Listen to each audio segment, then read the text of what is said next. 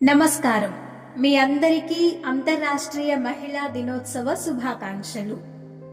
ఈ 2018 సంవత్సరానికి గాను నారీ శక్తి పురస్కారాల ప్రధానోత్సవానికి మీ అందరికీ హృదయపూర్వక స్వాగతం.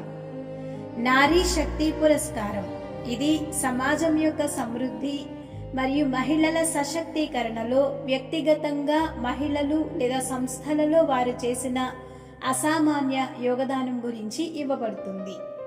ఈ మహిళలు తమ రంగాలలో మరియు దేశ నిర్మాణంలో అసాధారణమైన యోగదానం చేశారు.